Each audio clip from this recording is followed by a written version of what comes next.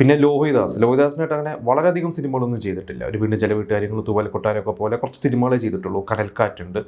പക്ഷേ നല്ല ഒരു ആത്മബന്ധമായിരുന്നു ലോഹിദാസിനായിട്ട്. ഇപ്പോൾ ലോഹിദാസിൻ്റെ മരണശേഷം അദ്ദേഹത്തിൻ്റെ ഭാര്യ പറഞ്ഞിട്ടുണ്ട്, സിബി മലയിലായിട്ടാണ് കൂടുതൽ സിനിമകൾ ചെയ്തെങ്കിലും ഒരു ആത്മബന്ധം ഏറ്റവും കൂടുതൽ ഉണ്ടായിരുന്നത് സത്യൻ അന്തിക്കാടിനായിട്ടായിരുന്നു. തമ്മിലൊരു കോളേജ് സ്റ്റുഡൻസിനെ പോലെയായിരുന്നു എന്നൊക്കെ പറയുന്നുണ്ട്.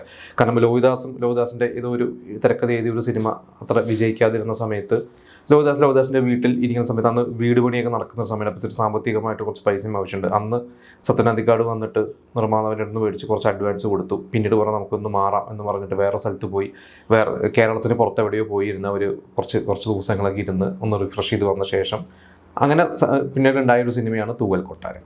അതുപോലെ തന്നെയാണ് പിന്നീട് കുറേ നാളുകൾക്ക് ശേഷം ലോഹിദാസ് സ്ക്രിപ്റ്റ് ഡയറക്ടറായ ശേഷവും മറ്റൊരു സംവിധായകന് സ്ക്രിപ്റ്റ് കൊടുത്തത് ഒന്ന് ചക്രമായിരുന്നു, നടന്നില്ല. പിന്നീട് ഒന്ന് സത്യൻ അന്തിക്കാടിനായിരുന്നു, അത് വീണ്ടും ചില വീട്ടുകാര്യങ്ങളായിരുന്നു. അപ്പോൾ സത്യൻ അന്തിക്കാട് അങ്ങനെ എല്ലാവരുമായിട്ട് നല്ലൊരു സൗഹൃദം ഉള്ള ഒരു സംവിധായകൻ തന്നെയായിരുന്നു അദ്ദേഹം. അത് മാത്രമല്ല, അതായത് ഒരു ഹിറ്റ് മേക്കർ ആണെങ്കിൽ പോലും വളരെ സാധാരണക്കാരൻ്റെ ഒരു ജീവിതം നയിക്കുന്ന ഒരു വ്യക്തിയാണ്.